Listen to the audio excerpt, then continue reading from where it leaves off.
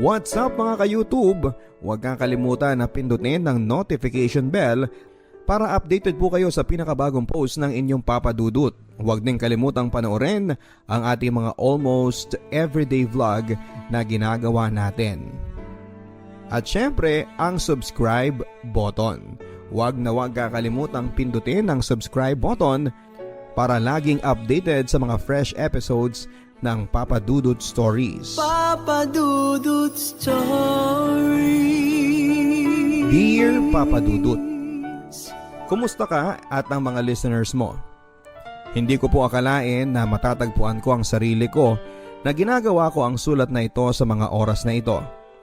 Sa madalas kong pamamalagi sa Pilipinas ay napapakinggan ko ang programa mo kapag nagbabiyahe ako at may nagmamanehong driver para sa akin. Susundan pa ito ng pagda-download ng mga tao na kasama ko sa mga lugar na tinutuluyan. At first, I felt na out of character para sa akin na gawin ito. Pero what the heck? Sabi ko nga, you only live once. Pilit kong itinitigil at kinakalimutan ang kagustuhan kong mag-share ng aking storya. Pero sa mga panahon na ito ay totoong parang kailangan ko na ng makakausap. Iniisip ko rin, Papa Dudut, na maaring meron din namang mapupulot na aral mula sa mga pinagdaanan ko. Tawagin niyo po ako sa pangalang Isabel. Bell for short. Isa akong Filipina na matagal nang naninirahan sa Amerika at ngayon ay pinalad na magtrabaho sa konsulado. Ako din ay isa ng ganap na American citizen. Ang trabaho ko ay lubhang mahirap. Maraming biyahe ang ginagawa ko sa loob ng isang taon. Kaya mahirap talagang magplano ng pangmatagalan o di kaya naman ay magkaroon ng permanenteng mga kaibigan o di kaya naman ay tahanan. Naging temporary homes ko na ang iba't ibang mga hotel at homestay sa Pilipinas. Ang buhay ko ay naging predictable. Hotel, kain, trabaho, balik sa Amerika. At paulit-ulit. Ang iisipin ng kahit sino man na ang trabaho ko ay isang dream job. Dahil bukod sa madaming biyahe ay maganda rin ang sahod. Pero ako lang ang nakakakita sa kalungkutan at emptiness na bumabalot sa pagkatao ko. Lubhang maganda ang Pilipinas at madaming lugar na paulit-ulit kong pinupuntahan upang magpahinga. Palawan, Boracay, etc. But I always go alone. In my life of work ay napakahirap magkaroon ng karelasyon or someone to be intimate with. Not only is it a trust issue, it is an issue of stability. Sa edad kong 39, I have resigned to myself na hindi na ako magkakaroon ng isang pag-ibig na permanente. Sa Amerika ay meron akong long-term na seryosong relasyon. Pero hindi na yata ako masaya, Papa Dudut. Kasi hindi ko din siya nami-miss o nananabik na makasama siya. Pero Ruel is the only constant and stable thing in my life right now. Sa isip ko, kung mawawala siya ng tuluyan, ay tuluyan na rin mawawala ng direksyon ng buhay ko. He makes me feel grounded and secured. Para sa akin naman, I am very successful career woman. I work very hard and iniisip ko na lahat ng tinatamasa ko ngayon ay pinaghihirapan ko. I have saved well and at the same time in my life ay namumuhay ng komportable at higit pa sa pangangailangan ko. Sa Pilipinas, since wala naman akong masasabing kaibigan at nag-iisa lang talaga ako dahil lahat ng kamag-anak ko ay nasa Amerika na rin, wala na masyado akong ginagawa tuwing wala akong trabaho o appointments. May mga lugar ako na madalas kong pinupuntahan to make me happy. Even though I do stuff alone. Ika nga, but not lonely. I do a lot of shopping. Nagpupunta sa mga restaurants which are not only expensive but also the best. I then pamper myself by regularly, frequently visiting salon and spas wherever I find them. There is where my story begins. Isang usual na araw para sa akin na matapos ako ng maaga sa trabaho. Mainit sa labas at nakakatamad naman gumawa ng isang outdoor activity. Naisip ko na magpunta ng mall para makapag-shopping. Matagal na rin naman nang huli ako makapamili ng alahas. Paborito kong magsuot ng South Sea Pearls. Pakiramdam ko kasi, it reflects my personality and where I am. Matured, perfect luster, flawless, valuable, elegant, and stable. Pero very intimidating din at times. At gaya ng maraming beses na nagbago ang isip ko sa isang lakaran, ang traffic sa Pilipinas ang nakakapagpaurong sa aking tumuloy sa mall. I don't know how people here survive sa 4 na oras na nakasakay lang sa sasakyan nang walang katiyakan kung kailan ka makakarating sa pupuntahan mo.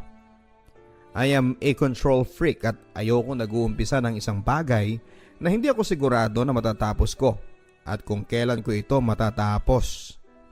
I have to know where I am at all stages. So traffic in the Philippines does not suit me at all.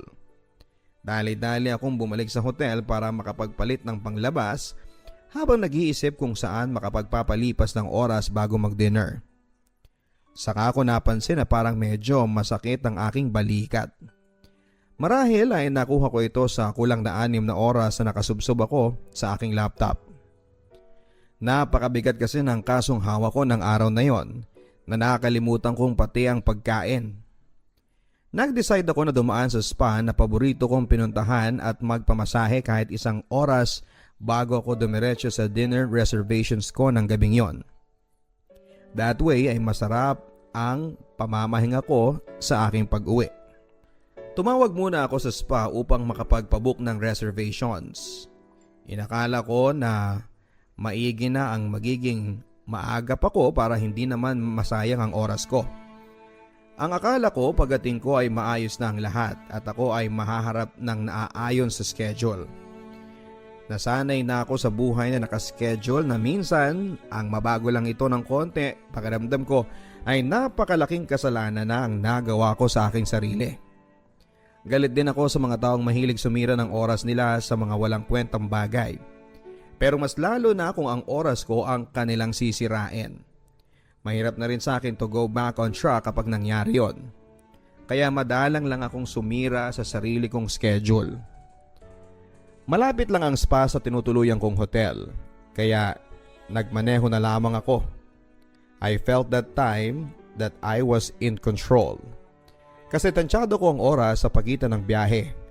Pero maling-mali pala. Ang mga sumunod na mga nangyari ay hindi ko iniisip na maaaring mangyari sa akin. Excited akong pumasok sa magandang spa na laging nakapagbibigay sa akin ng relaxation at much needed peace of mind in this crazy life. Pero I was so disappointed na pagdating ko ay halos puno ang waiting lounge. Umikot ang mata ko to get some kind of explanation sa receptionist. Tiyak ko na siya ang nagsabi na okay ang lahat at ako ay maaasikaso. Halatang nawawala na ako ng pasensya dahil tinitingnan ko na ng paulit-ulit ang relo ko. Nilapitan na ako ng receptionist at nagpaumanhin sa pagkakamaling nagawa. Tinanong niya ako kung gusto ko munang magpa-food spa para naman daw hindi masayang ang pagpunta ko. At kahit na hindi ako masaya ay pumayag na ako. Total, bukas ay palipad na ako pabalik ng California para mamalagi doon ng 3 buwan. Pwede ko namang puntahan ang chiropractor ko agad-agad. Food spa certainly was not a bad idea. Sa dulo ng mata ko ay nakita ko na parang masarap ang food spa na ginagawa ng isang therapist doon. Nakapwesto ang maliit na kwarto sa daraanan. Walang pintuan yon dahil hindi naman kailangang pribado masyado ang food spa. Medyo may edad na ang customer na walang tigil sa pagsasalita at sabay pagsilip na rin sa cellphone niya. Paminsan-minsan ay nagsiselfie pa ito. Hindi niya napansin na nakikita ko ang pasikreto niyang pagkuha ng larawan ng therapist niya. Napapailing na lamang ako. Naibaling ko ang tingin ko sa therapist na yon. Lalaki pala ang naka-assign sa kanya. Nakita ko din sa hagod ng kamay niya ang pagiging gifted niya sa foot rub. Sumusunod ang katawan sa kilos ng mga daliri niya.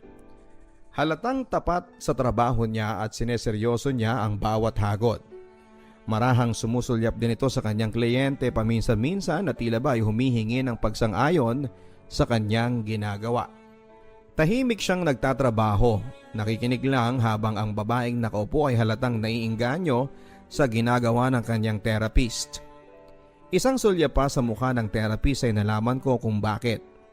Bukod sa marunong sa ginagawa niya ay may itsura ito. Paano ko nga naman hindi maiingganyo? Isang mas mahabang sulyap at nakita ko na magaganda ang kanyang mata. Matipuno at mukhang disente. Nangiti na lamang ako, kaya pala. Inayos na ang room kung saan ako gagawin. Mas maliit siya sa regular room na nakasanayan ko sa spa na ito. May isang malaking couch na mukhang komportable at nakakaingganyong mag-relax at umidlip na ng tuluyan. Inakala ko na ang babaeng nag-ayos ng room kanina ang siya ring gagawa ng service ko. Umupo na ako sa pwesto ko, pumikit at ibinabad ang aking mga pagod na paa habang naghihintay ng ilang pang minuto. "Good afternoon po," sabi ng boses. Napatingin ako sa direksyon ng tumawag at doon ay nakita ko ang isang lalaking nakatayo sa pinto ng munting kwarto. Noong una ay hindi ko alam kung paano mag-react sa situation. Hindi kasi nila ako tinanong kung ayos lang ba na lalaki ang maging therapist ko. Nakahanda na ako magprotesta ng mga oras na yon dahil ni minsan ay hindi ako nagpamasahe sa lalaki. Hindi ko rin maintindihan kung bakit ang isang desenteng babae na kagaya ko ay gugustuhin na lalaki ang magmasahe sa kanya. Para lang may mali at kahit na galing ako sa modern at liberated na bansa, ay may mga bagay na ako na lubhang may limitasyon. It is not that I do not trust the male therapist. Medyo hindi lang komportable na may ibang lalaki na nakakakita sa akin o nakakahawak man lang sa katawan ko at this stage in my life. Medyo hindi na rin kasi ako bata. Though I look young for my age, I feel na nalipasan na rin ako at may mga signs na rin na wear and tear na rin. And this is one of those rules that I have not broken since I have Ruel in my life. Nakahanda na akong tumayo at magreklamo nang maanigan ko ang therapist na nagsalita. Ito rin ang lalaking therapist na nakita ko kanina pagpasok ko dito. May dalawang dahilan, Papa Dudut, kung bakit ayaw ko nang magpagawa sa therapist na ito. Una, marahil ay napagod na ito dahil magkasunod kami ng una niyang kliyente. Maaring tabarin na siya at pangalawa ay isa siyang lalaki.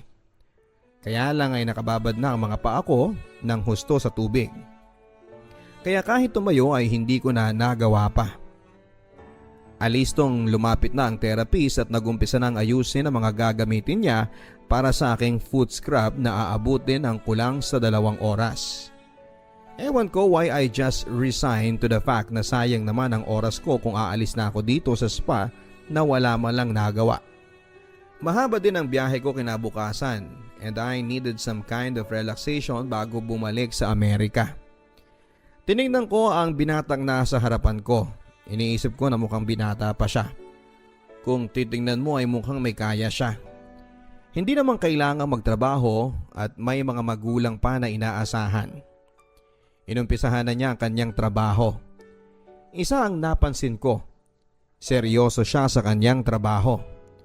Mahusay at metikuloso si Inigo. Inigo ang pangalang nakita kong nakasulat sa kanyang uniform. Mahirap makalimutan ang pangalang ito. Dahil sa mga sumunod na buwan ng aking buhay ay magiging malaking bahagi pala ito. Sa maraming spa ay bawal makipagkwentuhan ng therapist sa kliyente. May mga panahon din na hindi maiiwasan dahil ang kliyente ang nag-uumpisa ng conversation. May mga therapist na walang kibo at diretso lang sa trabaho at patangu-tangu na lang hanggang magsawa ang kliyente at tatahimik na lamang. Nang araw na yon, isang tanong lang ang nagawa ko. Hindi ka ba pagod? Tumingala si Inigo sa akin at marahang umiling. Sabay sabi na mas gusto raw niya ang maraming kliyente. Madalas kong titigan si Inigo. Napakaganda ng hugis ng kanyang mukha. Ang mga mata niya ay medyo chinito. Maganda at perpekto ang ilong at labi niya. Pero ang kilay niya ay tila may sariling buhay. Naririnig ko lang ang kanyang tinig kapag tinatanong niya kung okay ba ang ginagawa niya. Wala ba akong reklamo, etc. Sa lahat ay nagsabi ako na everything is okay. Sa mga oras na yon ay nagsasabi ako ng totoo. Magaan ang loob ko sa therapist na ito. Kaya naman nang tanungin niya ako kung taga saan ako ay nasabi ko ito ng walang pag-aalinlangan. I never do that. I broke my rules of confidentiality and privacy for the first time. Natapos ang ginagawa ni Inigo and I feel better after that session. I knew I was extra generous at tip ko sa kanya after his services. Napakaayos kasi niyang magtrabaho. Isa pa ay may mga sinabi siya na tumatak na rin sa isipan ko at napahanga ako sa kanya bilang anak at kapatid. Kinabukasan ay bumiyahe na ako pabalik sa Amerika gaya ng schedule ko. Buhay ay normal kasama si Ruel. Masaya naman ang buhay na di kahon. Kagaya ng dati ay ayos naman ako sa predictable na buhay namin. Wala na ang magic sa aming dalawa. Pero being both mature adults in a stable relationship ay wala naman akong dapat na ireklamo pa. Kabisado na namin ang isa't isa. I trust him very much and I am sure that he is one person I can depend on. Hindi ko tinanggal ang laman ng maleta ko dahil paulit-ulit din naman akong umaalis at bumabalik. Bumalik ako ng Pilipinas mula sa California after 3 months. Sa pagod at haba ng aking biyahe ay nag-decide ako na magpamasahe kaagad pagdating ko sa hotel. Pwede naman kasing magpatawag ng in-house massage therapist kung tamad ka nang magsadya sa spa. Unfortunately, noong araw na yon ay walang in-house massage therapist na matatawagan. Labag man sa aking kagustuhan ay nagbihis pa ako para magsadya sa spa na aking pinupuntahan. Nakalkula ko na ang oras ng pagpapamasahe. Nagsadya ako papadudot sa huling spa na pinuntahan ko kahit na walang schedule. Nagbabaka sakali lang ako. Hindi naman ako nagkamali dahil kabaligtaran ng huli kong punta ay lubhang tahimik ang spa ng araw na yon. Walang kliyente na naghihintay sa lounge. Ang mga therapist ay makikita mong pabalik-balik sa lobby na tila naghihintay ng kung ano. Sa isang sulok ng reception ay napansin ko na nakatitig sa akin ang pamilyar na mukha ni Inigo. Medyo pumayat siya at parang naiba ang kanyang buhok. Pero yun pa rin ang magiliw at maganda niyang mukha. Kumaway siya sa akin at good afternoon. Kumusta po ma'am? Ang magiliw niya na pagbati. Nginitian ko siya at marahan akong tumango saka lumapit na sa receptionist. Ma'am, sa Inigo po ba ang gusto niyong therapist? Ang tanging nasabi ko lamang ay, ha. Muli na naman akong hindi nakatanggi kasi nakatingin pa rin si Inigo sa akin direksyon. Kung tatanggi ako ay baka naman ma-offend ito dahil alam niya na nireject ko siya. Mabait naman ang tao and he did not deserve that. Pinapasok na ako roon sa room at pinagbihis na para sa therapy. Sa loob ng kwartong yon ay madilim. Mabango ang kapaligiran. Amoy peppermint at may mahinang musika at ingay na dumadaloy na tubig na nagpapainganyo ng antok. Ilang sandali lang ay dumapa na ako sa kama at sa ilalim ng massage towels. Nagsimula na si Inigo sa kanyang trabaho. Nung una ay asiwa pa ako. Bawat gawin niyang instruction sa posisyon ng mga kamay ko ay iniiba ko para matakpan ko ng mabuti ang sarili ko. Alam ko naman na sanay na sila sa trabahong ito at madami na silang nakitang sari-saring katawan. Bumulong siya ng konti and telling me na relax po, baka ma-injure ko kayo. Walang anumang kinikilos na hindi tama ang taong ito hanggang sa ngayon. Tinuloy na niya ang kanyang ginagawa. Ramdam ko ang bawat hagod ng kanyang mga kamay. Hagod na sa wari ko ay sumunod ang bawat hibla ng aking kaluluwa. Kahit minsan ay hindi ako nagkamali siya kapag ako ay nagpapamasahe. Sanay naman kasi ako at hindi nga lang sa lalaki. Ang massage therapy ay marangal na trabaho. na kailangan ng talento at ito ay dapat lamang na igalang maskin hinuman. Of all people, ako ang nakakaalam noon. Pero bakit ba ako tinablan kay Inigo? Bakit ako kinikilabutan na may halong kilig? Napakainit ng kanyang kamay, parang nanunuot sa aking kalamnan. Oh my God, ang sabi ko sa sarili ko. Hindi pwede ito. I was instantly aware of the effect he has on me. Natakot ako na magkamali. Maya-maya ay nakita niya ang epekto niya sa akin. Baka naman mali lang ang basa ko sa kinikilos niya. Minabuti kong umpisahan na makipagkwentuhan sa kanya para maputol ang tensyon na yon. Hindi ko alam kung nararamdaman niya ito dahil sinasabihan naman niya ang biglaan kong pagiging madaldal. Ngiti ang sukli niya sa bawat tanong ko at matipid na sagot. Malapit nang matapos ang session namin at malapit na rin akong umidlip. Napaka-relax ng pakiramdam ko ng sandaling yon. Hindi ko alam kung I was half asleep or I was simply not in my right senses nang maramdaman kong may labing dumampi sa aking noo. Akala ko'y hangin lamang ng aircon na may konting mist kaya hindi ko muna idinilat ang aking mga mata. Pero naramdaman ko rin ang init ng hininga. Mabangong hininga. Dumilat ako at hindi ako nagkamali. Hinagkan ako ni Inigo sa aking noo. Babalikwas sana ako pero hinawakan niya ang kamay ko ng mahigpit at hinalikan din ang mga ito. Nanlambot ako at halos matunaw sa magkahalong kilig at pagtataka. Tinapos na niya ang session niya sa akin ng mga oras na yon. Nalilito akong nagbihes. Sa labas ay dinatnang ko si Inigo at inabot niya ang bagong pamphlet ng spa nila na parte ng kanilang trabaho. Akala ko ay iyon ang huli naming pagkikita. Nagmamaneho ako nang hindi ko alam kung paano ako nakarating sa hotel. Umuwi akong nag-iisip, Papa Dudut. Nangyari nga ba ang mga naisip ko o guni-guni ko lang? Si Inigo ay mga 25 years old lamang. Malaki ang agwat ng aming edad. Magkaiba kami at bakit ako? Sa aking pagmamahinga sa hotel na may halo pa ring pagtataka ay pinagmasdan ko ang ibinigay niya na papel. Doon pala ay sinulat niya kanyang cellphone number. Nakatago ito sa maraming letra na tila hindi sigurado kung dapat ba niyang isulat o hindi. Bawal din ito sa patakaran ng spa. To contact the clients. He broke a rule for me. Nalaman ko sa mga sumunod na unang beses pa lamang niya itong ginawa, Papa Dudut. Marami sa mga sumunod na pangyayari sa aming buhay ay hindi pa niya ginagawa sa tanang buhay niya. Ganon din naman ako. Hindi ako matahimik sa nangyaring ito. Pilit kong tinatanggal sa isipan ko. Pero kahit na nakailang shot na ako ng paborito kong tequila sa hotel, ay hindi ko maalis sa isipan ko yon. Naghalong kilig at pagtataka ang naramdaman ko. Pilit kong iniisip na baka sign of appreciation lamang kaya. Pero hindi eh. Iba ang ginawa niyang ito. Bilang isang trained na abogado ay kailangan kong malaman ang buong kwento.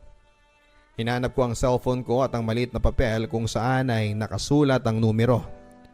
Wala akong lakas ng loob na tumawag kaya minabuti ko na lamang na mag-text sa kanya. Eto ba si Inigo? Ako si Isabel?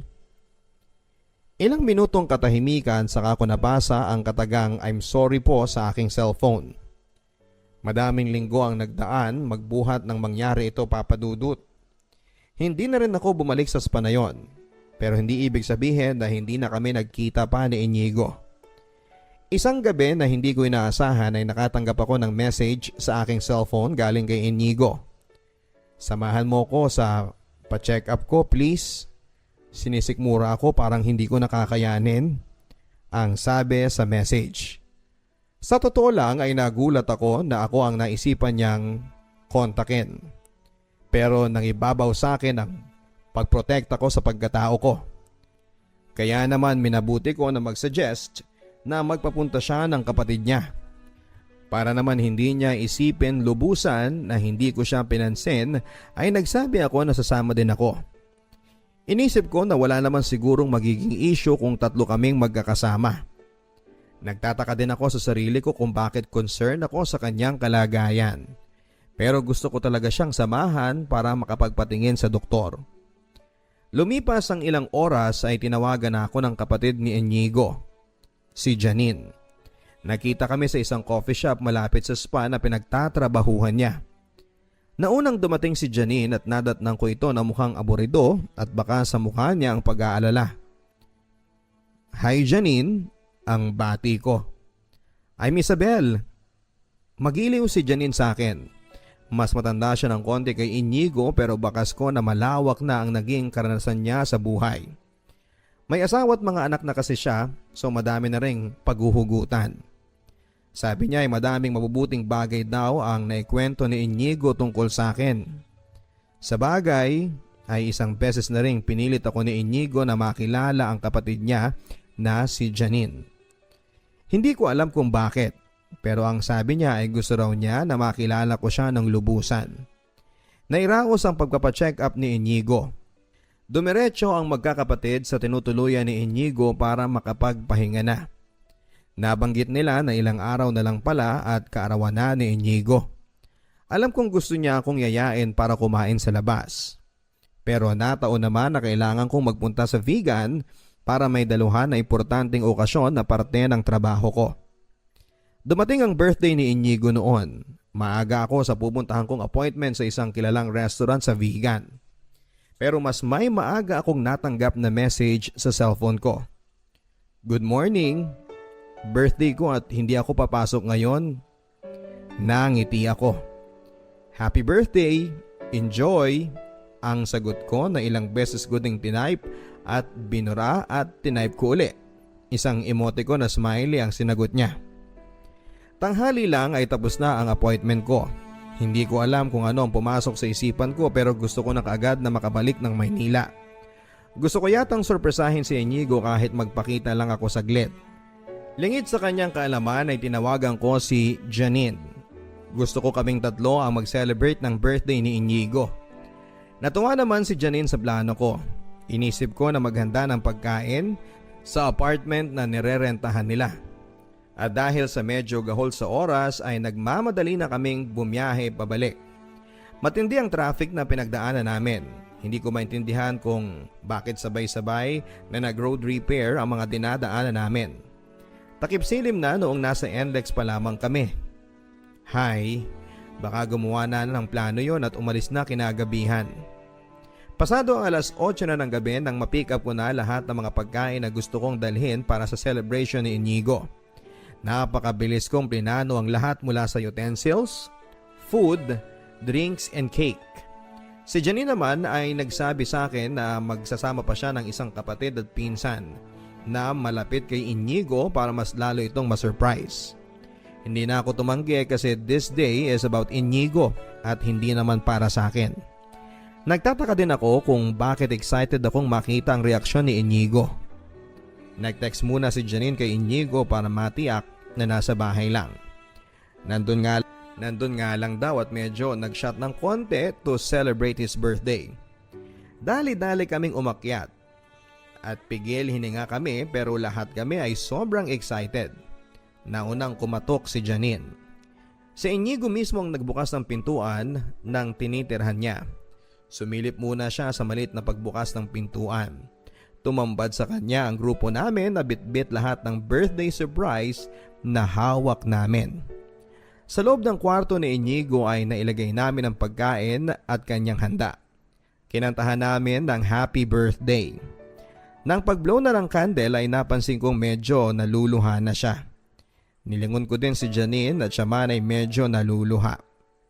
May halong pagtataka ako sa mga nakita ko. Sinagot ni Inigo ang mga nagtatanong kong tingin. Ngayon lang yata na i-celebrate ang birthday ko ng medyo maayos. Bawat titig sa akin ni Inigo ay may halong pagkamangha at pasasalamat. Hindi ko alam kung tama ang interpretasyon ko, pero wari ko ay napakaligaya niya ng gabing yon. Uminom kami ng konti sa munting salo-salo na yon. Doon ko nakilala na mas lubusan sina Inigo at si Janine. Sa gitna ng kasayahan ay nakapagsalita si Inigo. Salamat at sobrang saya ko ngayon. Hindi mo lang alam. Sinabi niya para sa effort na ginawa ng lahat. Masyado siyang maligaya ngayon. Hindi ko alam kung nakadagdag na ako ang nagpasimuno pero parang sa isip ko ay iyon din ang dahilan. Noon ko na-realize na may tama na yata ako sa taong ito. Hindi pa doon natapos ang celebration ng kanyang birthday, Papa Dudut. Bago kami nagkahiwalay ng gabing yon ay in-invite niya ako sa kanilang tahanan para daw makilala ang pamilya niya, lalo na ang kanyang mama. Kahit may kalayuan ang biyahe ay hindi ko nahindian ang kanyang paanyaya. At dahil ayaw ko ding ipaalam sa aking driver ang pagsama ko na ito, ako na mismo ang nagmaneho kasama sina Janine na nakitulog na muna kay Inigo ng gabing yon. Mahirap-hirap ang biyahe papunta sa tahanan ni na Inigo. Kung tutuusin ay malapit lamang ito pero dahil sa dami ng kalsadang hindi magamit at lubak-lubak, sobrang traffic ang inabot namin. I have never driven in such bad conditions of traffic na iniisip ko tuloy na ako ay napasubo. Ilang beses din akong tinanong ni Inigo kung ayos lang ako. Sabi ni Inigo ay marunong daw siyang magmaneho, pero matagal na yon at baka nakalimutan na niya. Pero pabiro niyang nasabi na, hayaan mo, magpa-practice ako para sa iyo. Pero aaminin ko na may kung anong kiliti ang naidulot ng mga katagang sinabi niya. Bago pa kami makarating sa kanila ay dumaan muna kami sa isang grocery para mamili ng pasalubong niya sa pamilya niya. May mga kapatid at pamangkin siya na nakatira din sa kanila. Mabusisi niyang tinignan ang pinamili kung lahat ay merong pasalubong. Bumili din kami ng pizza na pagsasaluhan ng pamilya sa aming pagdating. Hindi ako sigurado kung paano kumilos sa mga ganitong pagkakataon. Matagal na rin ako sa estado kong ito at madaming bagay ang hindi ako sanay na ginagawa. Sa Amerika, you do not expect to be treated special or any differently. Pero sa Pilipinas ay ibang-iba. Napakabait ng pamilya ni Inigo, lalong-lalo na ang kanyang ina. Walang sandali na ako ay iniwan niya. Bagkos ay siya ang nakasama ko halos sa buong panahon na nandun kami kina Inigo. Parang kinikilatis ako magbuhat ulo hanggang sa paa. Pero sanay na ako sa ganito. I do not easily get intimidated. Sa bandang huli ay kasama na din namin ng mama ni Inigo ang ama niya na nagbibidahan. Nalaman ko na madalang makauwi si Inigo sa kanila. Dinescribe ng lahat si Inigo bilang bad boy image, maala Robin Padilla. Astig at hindi mo kakikitaan ng emosyon. Sabi ng tatay ni Inigo sa lahat ng magkakapatid na siya ang buo at malakas ang loob. Hindi nakapagtapos ng pag-aaral si Inigo. Hindi kaya ng payak nilang pamumuhay ang makapagtapos ng kolehiyo kahit isa man lang sa magkakapatid. Pero disente silang kumilos at manalita, bagay na iniisip ko ay dahil sa pagpapalaki ng kanilang mga magulang. Bago kami umalis ay naibulong sa akin ni Inigo na gusto raw ako ng mga magulang niya. Gusto? Tanong ko. Baka akala nila sugar mommy mo ako, pabiro kong sabi. Hindi nagustuhan ni Inigo ang biro kong ito. Nakita kong kumilo sa mga kilay niya at medyo pasuplado akong tinignan. Yon ang unang beses na kinakitaan ko si Inigo ng ganong reaksyon. Masigasig akong tinatawagan at dinadalaw ni Inigo halos araw-araw. Kahit lubhang napakabisi ko ay hindi ko nakakayanang tumanggi sa kanya. Lumalabas kami madalas at masasabi kong we are having a blast sa aming newfound friendship. Nag-decide ako na tulungan ko siya sa abot ng aking makakaya bilang nagmamalasakit. May sakit na kanyang ina at sinubukan kong tumulong dito, bagay na nakapagpalapit lalo kay Inigo sa akin. Dahil sa wari ko ay mahal na mahal niya ang kanyang ina. Ingat na ingat ako sa pagtulong sa kanya dahil ayaw kong mabansagan akong sugar mommy niya. Kahit sa isip ko ay wala sa karakter ni Inigo ito. Nagdaan ang mga araw at lalo pang nahulog ang loob ko kay Inigo. Pero hanggang sa puntong yon ay walang pangalan ang aming relasyon. Ganun pa man ay nagkaroon na kami ng pananagutan sa isa't isa. May pagsiselos na nagaganap. Meron na rin kami mga bagay na hindi namin parehong malilimutan kagaya ng pagtuturo ko sa kanya ng pagmamaneho at turuan siyang magsalita ng disenteng Ingles. Tinuruan ko din siya kung paano magbihis ng disente upang makaharap sa mga taong nasa alta sosyedad. At bilang sukli niya ay ipinakilala niya ako sa mundo niya. Lahat ng pamilya niya at maging ang mga malalapit sa kanyang kaibigan ay ipinakilala niya ako. Sa buong panahon na ito ay lahat ay maayos. Mas madalas din siyang umuuwi sa kung saan ako tumutuloy. Parang hindi siya asiwa sa aming sitwasyon. Ako ang madalas na umuurong sa isang lakad o lugar kung saan ay madami ang makakakita sa amin na magkasama. Sa unang 2 buwan ng relasyon namin na walang pangalan ay walang naging problema. Hanggang naisip ko na yayain siya na mag-out of town papunta sa Palawan. Hindi kagaya ng dati ay matagal niyang pinag-isipan nito at nagsabing magpapaalam muna ako kay Jen. Yun lang at nagsabi ako na wala na akong ganang magbakasyon. Ang relasyon namin ay napapalibot ng madaming rules. Karamihan ay flexible naman at masasagupan naming dalawa. Pero may isang rule din si Inigo na hindi negotiable. Noong una ay tanggap ko ito pero nang lumaon ay nahihirapan na ako. May GF din si Inigo, si Jen. First serious GF niya. 2 taong mahigit na. Mahal na mahal ni Inigo si Jen at nakikita ko yon at hindi naman niya ito itinatanggi. Kung mahal niya ako ay hindi ko tiyak. Basta ako ang pinili niyang makasama. Ang sabi lang niya ay ngayon lang siya nagloko kay Jen and he feels very guilty about it. Ang tiyak ko ay mahal ko din siya. May comment siya sa akin kung ito ay dahil sa pagmamahal ay hindi ko tiyak. Wala naman ako masasabi sa kanya. Mas madalas na kasi ako ang nakakasama ni Inigo ngayon. Umikot na ang mundo namin sa isa't isa. Halos ay kasama ko siya araw-araw. Lagi na rin niya akong nasa bahay nila kasama ang pamilya niya at tanggap nila kung ano ang meron sa amin. Because of this ay nagsimula na akong magkaroon ng matitinding competition with Jen.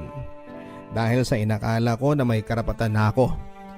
Sa tuwing aabot sa puntong pinapapili ko siya ay nakikiusap siya na huwag kong hingin na mamili siya o iwan niya si Jen. Kung wala lang daw si Jen o Roel ay wala na kami dapat pag-isipan. Batid daw niya na magkaiba kami at pwede ko siyang bastang iwanan. Hindi ko din naman daw siya pipiliin kung ako naman ang hingan niya nito. Mahabang 3 buwan din na itinago ni Inigo kay Jen ang nangyayari. Aaminin ko na mas gusto ko na wala na lang Jen. Pero kung hindi kakayanin ni Inigo ay kaya ko namang magparaya. Ayaw ko siyang masaktan. At this point ay minabuti ko na siyang pahintuin sa pagpasok niya sa spa dahil madami na ring nakakaalam sa nangyayari sa amin. Hindi magtatagal ay matatanggal din siya sa trabaho dahil sa bawal ang nangyayari na yon at nagawa niya. Hiningi ko sa kanya na ipagpatuloy niya ang pag-aaral niya. Gusto ko kasing magkaroon siya ng magandang kinabukasan. Pumayag naman siya at sa isip ko ay mas makakabuti naman ito para sa kanya. Masaya ang lahat at nakita kong nagbago sa mata ko si Inigo. Nagkaroon siya ng pambihirang lakas ng loob at confidence sa sarili niya. Pero may mga rules pa rin kaming kailangang sundin sa aming dalawa. Hindi kami nagsasabay sa anumang lakaran. Medyo nag-iingat din kasi ako na may makakita sa amin. Hindi ko kinakahiya si Inigo. Nahihiya lang ako na mas matanda ako sa kanya. I also want to protect the sanctity ng opisinang pinagtatrabahuhan ko. Ganito kami sa loob ng maraming buwan. Namalagi muna ako sa Pilipinas upang magpahinga at masamahan ko din si Inigo. It is at this point ng samahan namin na gusto ko nang malaman kung ano ang meron sa amin. I know at this age na hindi na ako dapat nag-aasta na para ba akong bata na kailangan ng label ng aming samahan. Pero sa isang control freak na katulad ko, mahalaga sa akin na alam ko ang boundaries ko para makakilos ng nasa ayon. Isang araw ay nilakasan ko ang loob ko. Inigo is not a show type of person. What you see is what you get. Pero makikita mo na malinis ang intensyon niya sa'yo. Yun nga lang dahil astig, there will be things na wag mo nang hintaying pag-usapan ninyo. Dahil wala kang makukuhang sagot. Inigo, panimula ko na medyo may pag-aalinlangan. Pwede ko bang malaman kung ano ang nakikita mo kapag tinitingnan mo ako? Alam kong medyo kakaiba ang tinanong ko sa kanya. Natatakot ako na humingi pa siya ng paliwanag o hindi ako sagutin gaya ng inaasahan ko.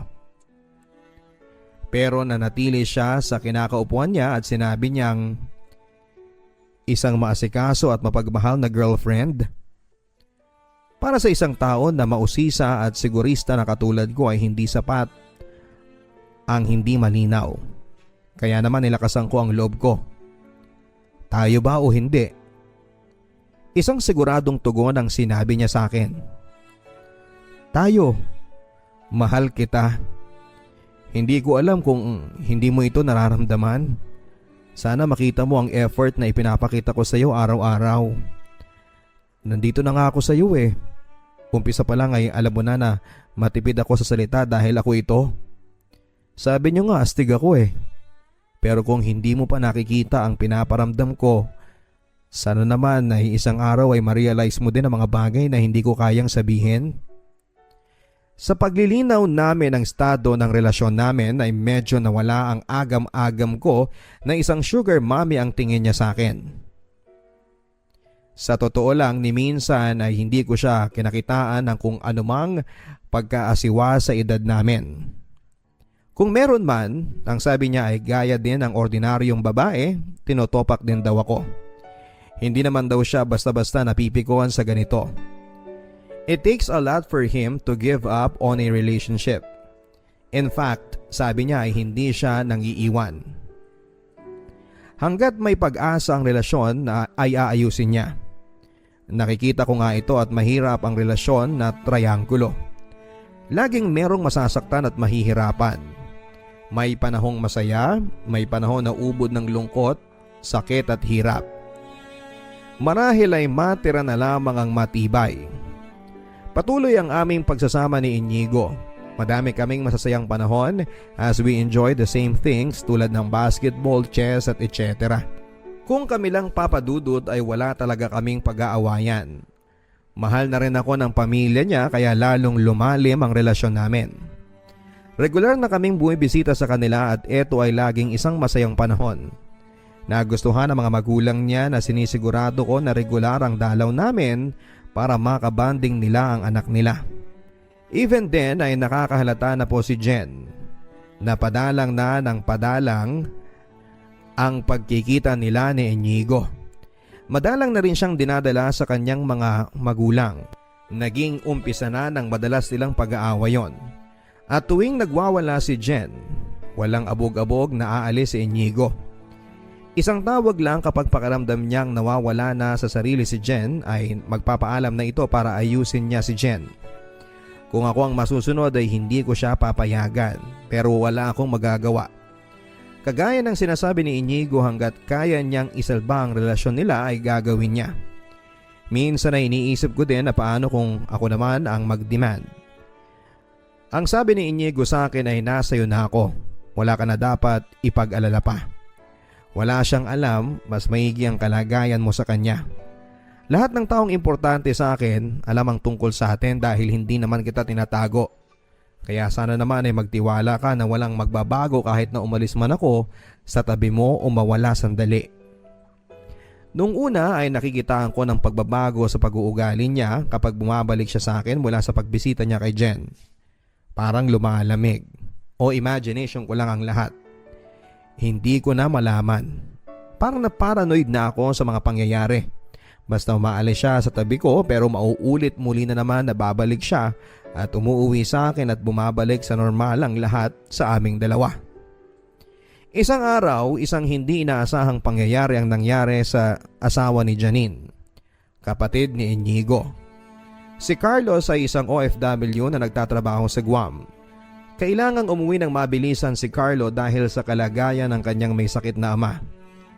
Nahihiyang humingi ng tulong ng diretso sa akin si Janine. Kaya naman dinaan niya ito sa Facebook account ng kanyang kapatid na si Inigo. habang nagchat sila. Hindi ko man siya diretsyong matutulungan sa linya ng trabaho ko ay may mga tao akong kilala na makaka-assist sa kanya. Dali-daling sinagot ni Inigo ang Facebook account niya at nagsabing tutulungan ko siya. Okay na sana yon, kaya lang ay madami pang mga bagay na napag-usapan sa chat session na yon. At nabanggit ang mga ilang bagay na hindi namin dapat sinulat sa chatbox na yon. Nawaglit kasi sa isip ni Janine maging si Inigo na alam ni Jen ang password ni Inigo. Siya kasi ang gumawa ng account. And up until I came into his life, wala namang pangangailangang magpalit ng password si Inigo. Pero dahil sa mga nakaraang buwan ay naghihintay lamang ng kahit na anong senyales si Jen na tama ang kutob nito na may iba na si Inigo. Hindi nagtagal ay tumunog ang cellphone ni Inigo. Kaagad-agad na naging balisa ito at dali-daling nagpaalam sa akin. Nangingilid ang luha ko kasi aalis na naman siya. At sa estadong ito ay walang katiyakan kung siya ay babalik pa. Isang linggo na hindi ako pinuntahan o nagparamdaman lang si Inigo. Dahil sa halos sa akin na siya umuuwi ay nanibago ako ng husto. Naparalisa ako ng lungkot at pangungulila. Nang bumalik siya ay nagsabi sa akin na nakatunog na si Jen at sinabihan ako na iiwan na niya ako. Ikinuwento niya ang detalyeng ito habang umiiyak sa dibdib ko. Sa dinami-dami ng taong pinagsabihan niya ay ako pa. Palagay niya ba ako ay manhid at walang pakiramdam? Masakit ang tagpong yon. Sa loob ng isang linggong ito ay parang nagdilim ang mundo ko. Pilit kong pinapaandar ang kalmante at rasyonal na pagkatao ko. Sa halip ay naging tipikal ako na babae na nagsiselos para sa taong mahal niya. Minsan ko nang hiningi na mamili na siya. Hindi niya daw maiiwanan si Jen. Nag-decide ako na ako na lang ang lalayo. Pero ang sabi niya ay hindi rin niya ako kayang mawala. Ang sabi ni Inigo ay hindi daw magtutugma ang mundo namin anuman ang gawin namin. Pangarap lang daw niya ako at isang araw ay magigising siya na nananaginip lamang siya dahil hindi ko naman siya kayang panagutan. Awang-awa ako kay Inigo, Papa Dudut. He lived a double life for a while. Naging mabuting karelasyon naman siya sa amin ni Jen sa mga panahong kasama namin siya. Hindi siya yung tipo ng lalaki na playboy lang kaya parehong seryosong relasyon ang meron siya. Walang pastime etc. Hindi laro sa kanya kaya nahihirapan siya. Isa lang naman ang puso ng tao at hindi dapat dalawa ang laman nito. Kapag pupunta siya sa kanya ay hinuhubad niya ang lahat ng magarang kasuotan na nakasanayan na niya na galing sa akin. Hindi rin siya gumagamit ng sasakyan ko. Ang sabi niya ay hindi tama na gamitin niya kahit na anong nanggaling sa akin kapag nagpupunta siya kay Jen. Titiisin niya ang init at hirap. Wala lang kaming parehong masabi.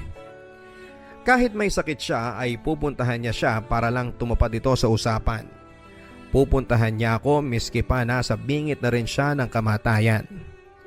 Alam ko lahat ng nangyari sa aming tatlo, kung paanong may iba na si Inigo. Umaga pa lang ay nababalot na ng kasinungalingan si Inigo. Minsan makikita ko siyang nakatulala, malalim ang iniisip at hindi siya marunong bumitaw kapag nagmamahal siya. Si Jen ang bukod tanging walang alam. Ang sabi ni Inigo ay mas mabuti raw ang kinakatayuan ko dahil wala siyang naitago sa akin at lahat ay napag-uusapan namin. Pero sa pananaw ko ay pareho lang ang situation namin ni Jen, walang madali. Ang sabi ni Inigo ay hindi daw magtutugma ang mundo namin anuman ang gawin namin.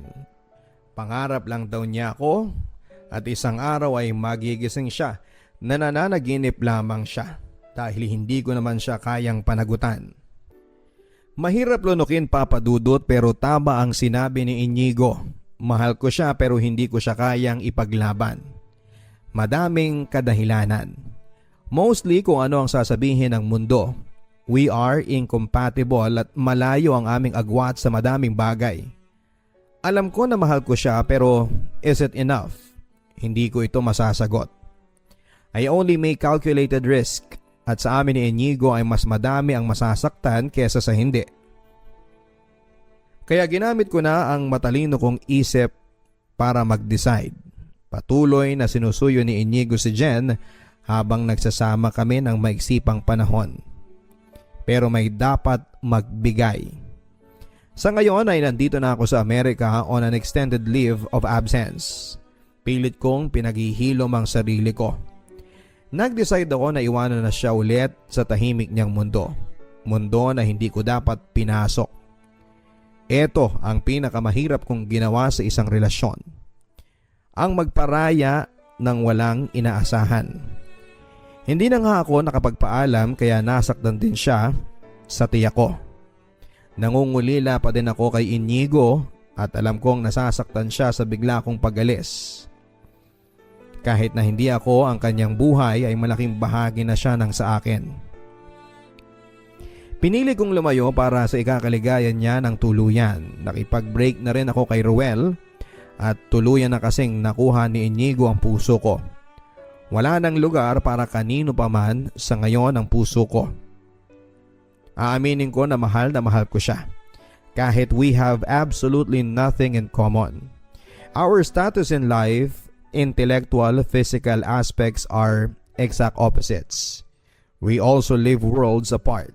Hindi siya interesado sa Amerika. Simpleng tao lamang siya. Kinailangan kong tanggapin ito lahat-lahat. Kinailangan kong pagdaanan ito para maramdaman ang mabuhay. Para magmahal ng ibang tao at ng kapwa. Para makita na ang buhay ay hindi naaayon sa schedules at rules na ipapataw mo lamang sa sarili mo. Pinagdaanan ko din ito upang iparana sa taong pinakamamahal ko na mahal ko siya to the point na kaya ko siyang pakawalan. Ang katotohanan na mawawala din ako sa kanya ay isang bagay na tinanim na naming pareho sa aming isipan. Ito ay katotohanang dapat naming harapin para makapag-move on. Dahil ako ang mas nakakaunawa. Ako na rin ang unang nagparaya. What happens now, only time will tell and may heal. Idinadasal ko na lang sana ay mabilis ang paglimot. Nakakapagod na rin kasi. Salamat Papa Dudut at sana po ay may aral na napulot sa story na ito kahit na konti. Sincerely, Isabel.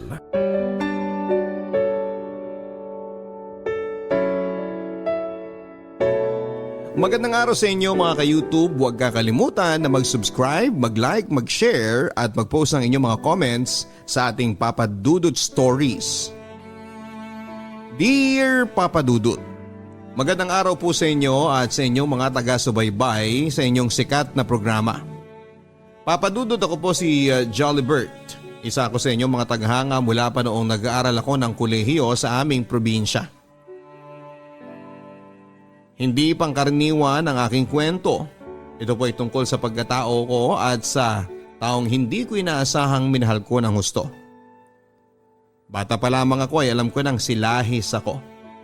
Pero hindi ko ito tanggap at hinayaan ko na lamang ang nararamdaman ko. Papadudot, laki po ko sa hirap. Nakikisaka po ang mga magulang ko kaya tuwing walang pasok noon ay nasa bukid lagi ako at nagtatrabaho. Lahat na yata ng gawaing bukid ay naranasan ko na, maging sa construction. Kaya todo trabaho kami noon, may pambayad lang sa matrikula at allowance namin. Kung may pinapagawa sa amin ng mga guro namin tulad ng linis ng bakuran, kami kaagad ng kapatid ko ang tinatawag nila. Hanggang sa umidad na ako ng 20 noon, napapaisip pa rin ako sa aking sarili. Lagi akong nagsisimba noon at hinihiling ko na lamang na gabayan niya ako sa aking nararamdaman. Wala pa kasing masyadong internet noon at kulang pa ako sa kaalaman tungkol sa nararamdaman ko. Hindi ko naman kayang sabihin sa iba lalo na sa pamilya ko ang aking nararamdaman noon. Iniisip ko naman kasi na hindi naman problema yon. Mas pinoproblema pa namin noon ang kakainin namin sa pang-araw-araw. Wala naman po akong naririnig sa ibang tao at sa pamilya ko tungkol sa akin kasi hindi po ako halata. hanggang nakapagtapos ako ng kolehiyo taong 2008. Agad akong lumuwas ng Maynila pero para hanapin ang kapalaran ko at napadpad nga po ako sa Pampanga bilang marketing sa isang meat shop noon. Papadudot, doon sa trabaho ko ay madami akong nakilala at sinubok na nga ang aking pagkatao noon. Marami akong mga naging kaibigan. Kahit pa nga hindi ako approachable na tao, Papadudot. Dahil na nga siguro sa aking sitwasyon at baka malaman nila ang tinatago ko. Nakilala ko si Randy, Papadudot. Kasama ko siya sa trabaho at napakabait ni Randy sa akin. Halos araw-araw kami magkasama noon kasi stay-in po kami sa trabaho. Ang tanong sa akin ni Randy ay bakit daw napakatahimik ko. Akala niya daw ay masungit ako kasi never daw ako nakipag-usap sa mga katrabaho. Papadudot, tulad na nga ng dati ay hindi ko pa rin pinagbigyan ng sarili ko at manhid pa rin ako sa aking nararamdaman. Palakwento kasi si Randy sa mga bagay at ako naman ay napaka-husay lang sa pakikinig. Kay Randy ko nararamdaman noon ang higit pa sa pagiging kaibigan. Hindi ko maunawaan at ito'y pilit ko pa rin iniiwasan. Lagi akong sinasama ni Randy noon sa bahay nila tuwing bakasyon namin at pinapakilala niya ako sa mga kaibigan niya. At aaminin ko, Papadudot, na madami sa mga kaibigan niya ang may itsura. Hindi ko naman maiwasan na matuwa sa panahon na yon. Pero magaling talaga akong magtago at magpigil ng nararamdaman ko. Hanggang kaibigan lang talaga ang pinipilit ko sa sarili ko para sa kanila. Para hindi lang masira ang pagtingin nila sa akin hanggang sa lumipas nga ang taon, Papadudot, ganito pa rin ako. Ika nga, never been kissed, never been touched pa rin. Hanggang sa maisipan ko noon na mag-girlfriend. Hanggang sa may mangyari na nga sa amin noon ng girlfriend ko pero mas matimbang pa rin ang nararamdaman ko sa kapwa ko lalaki noon. Kaya hindi rin kami nagtagal noon ng girlfriend ko, Papadudot. Hanggang naisipan ko noon na mag-abroad at iniisip ko noon na bukod sa dagdag kita ay maiiwasan ko siguro ang iniiwasan kong pagbigyan ng sarili ko sa nararamdaman ko. Pero nagkamali pala ako, Papadudot. Mas tumindi pa pala ang naranasan ko noon. Nag-apply ako bilang service crew sa Saudi at agad naman akong natanggap noon. Habang nasa agency ako noon, para magpapirma ng kontrata ko ay hinihintay na lamang ang flight paalis. May tumabi sa akin noon na hindi ko kagad siya pinapansin kung ano ang itsura niya kasi hindi naman ako approachable na tao. At biglang nagsalita sa tabi ko na, "Pre, sa Saudi ka rin ba?" Sabi ko, "Oo pre, ikaw ba?" Ganon din daw siya. At iisa lang pala ang aming kumpanya. Pagkatapos namin sa agency ay nagaya si Edres na sabay kaming umuwi sa Quezon City. Doon pala siya nakatira sa auntie niya at ganon din ako. Nakatira din ako sa auntie ko noon. Ilonggo din pala si Edres, Papadudot, at baguhan lang din sa Maynila noon. Ganon din kasi ako dahil sa Pampanga pa ako mas tumagal noon. Bago kami umuwi noon ay niyaya muna ako ni Edres sa Luneta Park, Papadudot. Hindi ko pa alam yung Luneta Park sa panahon na yon. At doon ay kumain muna kami sa isang kainan at doon ko nakita na gwapo pala si Edres. Matangkad at malinis ang kanyang mukha. At the same time, nagising na naman ng natutulog kong nararamdaman. Pinasakay ako noon ni Edres ng bus at siya naman ay sa jeep dahil magkaiba ang dadaanan namin noon. Gabi na noon nang dumating ako at masaya ako noon kasi sa wakas ay nakapunta ako ng Luneta Park. Noon kasi ay sa TV ko lang nakikita yon. Pero mas masaya pala ako na nakilala ko si Edres. Kinabukasan noon ay nag-usap muna kami noon sa text message ni Edres. Hindi pa kasi kami marunong mag-Facebook noon. Habang naghihintay kami ng flight namin noon ni Edres ay yayaan kaming gumala lalo na sa Quiapo Church noon. Hindi nga lang siya pumasok dahil Baptist Christian siya at pastor pala ang papa niya. Papadudol, pareho din pala kami ng kwento ni Edres. Laki din siya sa hirap sa Negros doon sa Kapasan sa kampo sa kanila doon. Madami kaming pinag-usapan ni Edres sa buhay namin. Tinatanong niya ako kung saan ang GF ko, ang sabi ko ay kakahiwalay ko lang. Si Edres naman ay wala pang girlfriend sa panahon na yon. Priority niya muna daw na makapagtapos yung kapatid niya dahil matanda na raw ang papa niya. Hanggang dumating na nga ang pag-alis namin, Papa Dudut. Masaya ako dahil dito pa lang sa Pilipinas ay may kaibigan na ako. Hanggang dumating na kami ng Riyadh noon, swerte naman kami ni Edres noon na magkasama pa rin kami sa isang accommodation. Magkaiba nga lang kami ng store na pinagdutihan noon. Papa Dudut, doon ko nga nakilala ng lubusan si Edres. Mabait, tahimik lang din at masarap ding magluto. Sabi nga ng mga kasamahan namin, magpinsan daw kami dahil magkahawig daw kami. Sabi ko naman sa loob ko ay mas gwapo naman si Edres. Sinakyan lang namin noon ni Edres ang paniniwala nila na magkamag-anak kami kasi okay lang naman sa amin at wala namang problema. Papa Dudut, habang tumatagal lalo pang lumakas ang nararamdaman ko noon kay Edres at pilit ko pa rin iniiwasan ang magkamali. Iniisip ko pa rin ang sinasabi niya na ako daw ang eldest brother niya at siya naman daw ang youngest brother ko. Sabay kami magluto at maglaba noon, Papa Dudut. Basta kahit saan kami magpunta noon ay kasama ko siya. Papa Dudut, parehong wala kaming cellphone noon na pang Facebook. Ang meron lang kami noon ay di keypad na cellphone. Hanggang yung isang kasamahan ko sa store ay binenta sa akin ang luma niyang tablet na pwedeng ipang Facebook. Agad na binuksan ko ang Facebook ko noon dahil bago kami pinaalis, pinagawa kami ng Facebook ng agency. Sa panahon na yon, Papa Dudut, ay isa lang ang gamit na phone na pang Facebook namin ni Edres. Kaya kung magla-log out ako ay pinagla-log in niya rin ako ng para sa kanya. Oo, alam naming pareho ang Facebook account namin at okay naman yon sa akin at wala naman akong personal na tinatago sa Facebook. Magkatabi kami niya ni Edres sa higaan, Papa Dudut, at hindi niya alam na iba talaga ang nararamdaman ko sa kanya na pilit ko pa rin iniiwasan na mangyari dahil ayaw kong mapahiya. Kung mangyari man, Papa Dudut, ramdam ko rin noon na si Edres ay parang ang gaan na talaga ng loob niya sa akin. Minsan tinatanong niya ako na bakit hindi man lang daw ako nagagalit. Normal lang daw ba ako? Ang sabi ko naman ay nagagalit naman ako, Papa Dudut, pero never ko talagang pinapahalata sa kanila. Hanggang lumipas ang 1 taon, Papa Dudut, na magkasama kami ni Edres bilang may dumating sa buhay namin na hindi namin inaasahan na susukat sa aming sarili na magkakawalay pala kami. Nailipat kami sa kanya-kanyang lugar noon, Papa Dudut. Ako ay nalipad sa boundaries ng Saudi noon. Labis ang lungkot namin noon, Papa Dudut, at naramdaman nga namin ang tinatawag na homesick noon. Buti na lang sa panahon na yon ay may Facebook na kami at tuloy pa rin ang communication namin ni Edres. Agad akong tumawag kay Edres para kumustahin siya.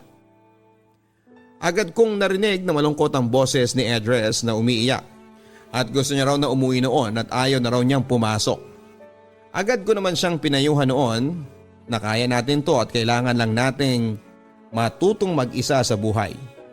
Napaiyak din ako, Papa Dudut, at naawa ko kay Edres sa panahon na yon. Iniisip ko na kung sino ang kasama niyang bumili ng tubig, ng pagkain. Bata pa kasi si Edres noon, Papa Dudut. 18 years old pa lamang. Ako naman ay 22 years old at first time niya rin na himuwalay sa pamilya niya. Hindi katulad ko na matagal na ako sa Pampanga na nalayo sa pamilya ko. Agad akong nangako sa kanya na araw-araw ko siyang kukumustahin sa Facebook. Ginawa nga namin yon. Walang araw na hindi kami nag-uusap, Papa Dudut. Ako naman parang hindi kompleto ang araw ko kapag hindi kami nag-uusap. At hindi ko siya nakakamusta. Alam ko na noon sa sarili ko na mahal ko na si Edres. Na hindi ko pa rin kayang sabihin sa kanya. Hanggang nangako kami pareho na tapusin namin ang kontrata at sabay kaming uuwi ng Pilipinas at mag-a-apply muli. Yon ang pinangako namin, Papa Dudut, sa isa't isa. Bumili kami noon ng kalabaw para ibenta namin na pang-apply namin ulit sa Maynila noon. Alam naman ng mga magulang namin na kilala niya rin si Edres ng pamilya ko at ganoon din siya. Hanggang matapos na ang kontrata namin noon, Papa Dudut, excited na kaming pareho noon na mag-apply kaming muli na medyo malaking sahod na. Si Edres, Papa Dudut, nakapagpaalam na siya at sigurado na ang exit visa niya. Ako naman, Papa Dudut, ay may problema. Malapit na ang pag-uwi ni Edres noon. Ako naman ay ayaw pa rin payagan ng Egyptian na manager ko. Agad kong sinabi kay Edres na hindi ako makakasabay sa kanya ng pag-uwi at mauna na siya. Doon na lang kaming magkita sa Maynila. At hindi ko inaasahan, Papa Dudut, ang sagot niya. Nagpauto na naman daw ako sa mga boss ko. Nauto na nga daw ako sa pagpunta ko dito, magpapauto pa rin daw ba ako ulit. Hindi na lamang ako sumagot kay Edres sa panahon na yon. Hindi na kami nag-usap noon ni Edres, Papa Dudut, hanggang dumating ang time ng pag-uwi niya. Pero bago siya umuwi ay nag-message pa siya sa akin. Sinabi niya na mag-ingat daw ako. Agad akong nag-respond naman sa kanya na huwag siyang mag-alala. Magkikita pa rin tayo sa Maynila. Tuloy pa rin ang mga plano natin. Mauna ka nga lang muna. Hanggang lumipas, Papa Dudut, ng isang buwan, nakauwi na rin ako ng Pilipinas. Napakiusapan ko kasi ang manager ko na babalik ako. Si Edres noon ay nasa Negros na. Ako din ay umuwi na sa amin at tinapos ko muna ang pangarap ko na bahay sa aking mga magulang. Kung noon ay kahoy at kawayan ang bahay namin, ngayon ay pinasemento at regalo ko sa mga magulang ko yon. Hanggang bumalik na rin ako sa Maynila noon para tuloy din ang plano namin ni Edres. Hanggang sa nagkita na nga kami ni Edres. Nakita kong gwapo pa rin ang kaibigan ko na lihim kong minamahal. Agad niya akong inakbayan noon ni Edres at sobrang isang taon din kaming hindi nagkita noon. Lalo pa siyang naging gwapo dahil sa mga suot niya. Agad kaming nag-apply noon sa agency. Kung noon ay nakikitara lamang kami, nag-upo na lamang kami ni Edres ng isang room sa Maynila, Papa Dudut. Pero hindi pala talaga siguro swerte naming umalis. Kasi hindi pa kami natanggap. Wala pang bakante. Naisipan namin noon, Papa Dudut, na umuwi muna ng probinsya sa Iloilo kasama si Edres. Tawag na nga ng nanay ko kay Edres ay parang anak na niya. Pumunta kami sa mga bundok at tourist spot sa amin, Papa Dudut. Parang ayaw na nga bumalik ni Edres sa Maynila. Masaya na siya sa amin. Agad ko naman siyang pinakilala si Edres sa mga best friend ko na ngayon ay mga guro na sa public school sa amin. Kagaya ko rin sila na lihim ang pagkatao. Agad akong sinamahan ng dalawa kong kaibigan kahit na hindi ko daw aminin sa kanila about kay Edres ay ramdam na raw nila. Pero hindi ko na rin pinansin ang pang-aasar ng dalawa kong BFF at bumalik na kami ni Edres sa Maynila noon. Pero mailap pa rin sa amin, Papa Dudut, ang pag-a-apply sa abroad. Hanggang sa naisipan ko na lang mag-apply muna sa local sa Maynila. At agad naman akong natanggap sa isang paliparan sa NAIA. Si Edres naman ay nasawa na rin sa pag-apply sa abroad at agad na nagtrabaho sa isang mall sa Pasay. Hanggang lumipas ang ilang buwan, Papa Dudut, dahil may kalakihan naman ang kita ko noon sa airport. Ako na lang ang sumagot noon sa aming upa at si Edres naman ang sumasagot noon sa aming pagkain. Free naman kasi ako sa pagkain sa work habang naka-duty at si Edres naman namamasahe pa kasi mas malapit ako sa work ko kung saan kami nakatira. Pinagbilinan kasi kami ng nanay ko na huwag naming pabayaan ang isa't isa sa Maynila. Hanggang dumating ang araw na nabarkada si Edres, Papa Dudut. Wala na sa oras ang kanyang pag-uwi at minsan isang beses ay umuwi siya sa boarding house ng barkada niya. Hanggang ako ay sinama niya sa inuman. Hindi kasi ako uminom ng alak masyado, Papa Dudut, isang beses lang sa isang taon basta hindi ko talaga gusto ang alak. Pumunta kami dalawa sa isang bar sa Pasay, agad na lumapit sa amin ang mga kababaihan doon, Papa Dudut. Ako naman noon ay kinausap ko lang ang babae noon. Saka sa loob ko ay hindi ko talaga gusto ang lugar na yon. Hanggang halos tinamaan na rin ako ng alak, Papa Dudut. Madaling araw na noong umuwi kami ni Edres. Okay lang daw yon, enjoy naman daw namin ang aming mga sarili. Pagdating sa bahay, lasing kaming pareho noon, Papa Dudut, pero agad akong sumuka pagbaba ng jeep. Kumain muna kami ng goto at pagdating sa boarding house nakahiga na kami kaagad. Hindi ko inaasahan ang mangyayari na sa buong buhay ko ay hindi ko pa naranasan. Magkatabi sa higaan kami noon at hindi ko mapigilan na yakapin siya, Papa Dudut. Hindi naman siya gumalaw noon at tulog na rin siya. May nangyari nga sa amin ng gabing yon, Papa Dudut. Kinabukasan noon ay hindi ko na alam kung ano ang gagawin kasi pagising ko ay nakapasok na siya sa trabaho. Nagluto muna siya ng pagkain namin. Pagdating niya noon, hinintay ko lang na tanungin niya ako pero wala naman siyang nasabi na parang walang nangyari. Hanggang uminom na naman kami. Lumipas ang isang buwan pero lagi akong overtime kaya limitado ang oras ko noon. Nagbar naman kami ni Edres noon pero wais na ako. Hindi na ako umiinom ng madami at siya na ang nalalasing noon. Umuwi na kami noon, Papa Dudut. Napilitan pa nga kami mag-taxi kasi halos hindi na niya kayang lumakad. Pagdating sa boarding house ay agad ko siyang pinalitan ng damit noon, Papa Dudut, at doon na naman ay hindi ko napigilan pa ang nararamdaman ko. Hindi ko alam kung gising ba siya noon or hindi pero parang sure akong gising siya noon. Kinabukasan ay ganun pa rin, parang walang nangyari. Walang ilangan, Papa Dudut, naging busy na rin ako sa trabaho naming pareho noon at napansin ko na hindi na siya masyadong umuwi. Kung umuwi man siya ay late na, saka minsan pagdating ko ay may kausap siya sa phone niya. Pinapatay niya kaagad pagdating ko. Isang araw ay nakiusap siya sa akin na ipasok ko daw siya sa work at ginawa ko din yon kasi di hamak na mas malaki naman ang kikitain niya doon. Pinagkamalan pa rin kaming magkamag-anak kasi magkahawig daw kami. Sa ibang department lang siya na-assign noon pero isang building lang kami, Papa Dudut. Napansin ko na busy na si Edres sa bagay na hindi ko alam at sure, minsan tuwing day off niya ay hindi na siya umuwi at lagi siyang nawawala paggabi. Sabi niya ay nagpapahangin lang daw siya sa labas. Agad naman akong naniniwala at wala naman akong karapatan pang tanungin siya. Hanggang mag-file siya nga ng leave at nagpaalam na uuwi muna sa kapatid niya sa Tarlac noon. Hindi ko inaasahan noon ang susunod na mangyayari. Kachat ko kasi ang kapatid niya at sinabi ko na nandyan ba si Edres. Kahapon pang umuwi dyan. Wala pa nga daw. Agad akong nagtaka noon. Naka-off na naman ang phone niya at dito ko na nga naisip ang bagay na hindi dapat pwede. Pinakialaman ko ang pribado niyang Facebook account. Nagtry akong mag-login sa Facebook account niya, Papa Dudut, at doon ko nga nalaman na may girlfriend na pala siya. At matagal na sila at sa panahon na yon ay nasa hotel sila, Papa Dudut. Noong mga time na wala siya. At doon pala siya natutulog sa girlfriend niya sa Laguna. Nakikita ko pa ang masaya nilang picture habang nasa loob sila ng hotel.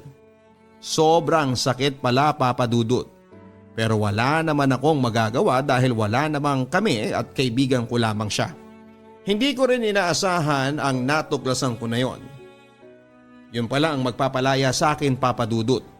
Nilakasan ko na lamang ang loob ko na tanggapin yon, Papa Dudut, kasi para talaga si Edres sa babae at hindi para sa akin.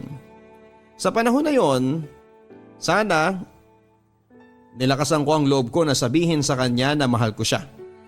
Kaya lang ay hindi na nangyari yon. Agad kong tinanong si Edres pagdating niya sa bakasyon. Naglasing ako noon, Papa Dudut, ayaw niyang aminin na sa GF niya siya nagpunta. Sinabi ko sa kanya na nakita siya ng kaibigan ko sa department na lumabas ng hotel. Sabi niya sa akin, madali daw akong maniwala sa mga chismis. Lasing lang daw ako at matulog na. Pero naging makulit na rin ako noon at sinasaway naman niya ako sa pag-inom. Pero naubos na rin ang alak na iniinom ko, Papa Dudut. Alam ko na may mali ako, Papa Dudut. Nasabi ko sa kanya ang salitang alam kong mali. At ito ay ginagamit mo lang pala ko. Uminit ang diskusyon namin, Papa Dudut, at sinabi niya na oo, meron siyang GF at ilang buwan ang buntis. At sinadya niya daw na ilihim sa akin para hindi daw ako masaktan. Ano raw ba ang problema ko? Kasi magkasama daw kami ngayon sa bahay. Lalo pang uminit ang diskusyon na yon, Papa Dudut, pero never naming pinagawa yan ang tungkol sa pera. Hanggang sa hindi ko inaasahan na may tulo na pala ng dugo sa bibig ko dahil sa lakas ng suntok niya sa akin. Umabot na nga kami sa pisikala noon, Papa Dudut. Nagdilim na rin ang paningin ko at agad akong gumante sa kanya. Alam ko kasi na mas kaya ko siya. Nagpakawala ako ng suntok at hindi ko alam kung saan tumatama sa kanya. Namalayan ko na lang na may nakayakap na sa akin at nagsalita na tama na. Ako to, ang special friend mo. Agad akong tumigil at niyakap ko siya, Papa Dudut. Agad kaming nahimasmasan at nagsorry kaagad ako sa kanya. Dinala ko siya noon sa ospital dahil napuruhan ko pala siya sa mata at may dugo na rin yung puti sa loob ng mata niya na namaga pa. Agad kaming sumakay ng taxi at pumunta sa isang private hospital sa Makati. Dahil ito ang pinakamalapit sa amin. Agad kaming lumipat ng ospital dahil mahal pala dito. Doon sa ospital ay may incident report kasi kakasuhan ko daw yung nagbugbog sa kanya. Pero hindi ko inaasahan ang sinabi ni Edres. Sabi niya lang ay aksidente lang daw na tinamaan ng kahoy siya. Agad siyang ginamot at nagpa-medical exam. Buti nga at wala naman daw damage ang sabi ng doktor. Buti nga at may kaunting ipon pa ako noon. Lumabas na kami at dumaan pa kami noon sa convenience store at kumain muna ng siopaw na lagi naming kinakain noon. Habang kumakain kami ay hindi ko kaya siyang tingnan, Papa Dudut, dahil maga ang dalawang mata niya at may dugo pa. Pinuruhan ko daw siya. Buti raw sa akin ay bibig lang. Nag-face mask na lang ako noon, Papa Dudut, hanggang lumipas ang 3 buwan pa. Magkasama pa rin kami sa isang boarding house noon sa kabila ng nangyari sa amin. Hanggang isang araw ay kinausap na ako ni Edres at tinatanong, "Hindi ba gusto mo nang maging malaya? Ito na siguro yung time na yon. Malaya ka na. Salamat na lang sa lahat." Isa lang ang sinagot ko noon, Papa Dudut. Ang sabi ko ay oo, ganun talaga. Kailangan talaga nating maghiwalay dahil yon ang tama. Papa Dudut, sobrang sakit pala kapag hihiwalay ka na sa taong tunay na minamahal mo. Tinuloy ko pa rin ang buhay kong mag-isa kahit magkasama kami sa isang kumpanya ay tuloy pa rin ang buhay. Kahit masakit, sobra, hanggang sa nag-file ako ng bakasyon noon. Nagpunta ako mag-isa sa Baguio, 1 linggo ako doon. Pagbalik ko ng Maynila ay tuloy pa rin ang buhay para lubos ko siyang makalimutan dahil magkasama kami. Sa trabaho ay inisip ko mag-resign sa trabaho at bumalik na lang sa Saudi, Papa Dudut. Hanggang ngayon ay tuluyan na akong nakapag-move on sa kanya. Lagi kong kausap ang nanay ko at sa tuwing kausap ko ang nanay ko ay lagi niyang tinatanong sa akin si Edres. Wala kasi kaming nasabi sa mga nangyari sa amin ni Edres. Ayaw kong mag-alala ang nanay ko. Lagi ko na lang sinasabi na nanay, okay naman si Edres. Lagi kami nag-uusap noon, sabi ko na lang para hindi na humaba pa ang usapan. Sa ngayon, Papa Dudut, na pandemya ay nabalitaan ko sa mga kaibigan sa Maynila na nagtanggalan ng tao sa kumpanya namin. At nakasama doon si Edres. 3 years na kaming hindi nag-uusap noon ni Edres at kinamusta ko siya sa Messenger.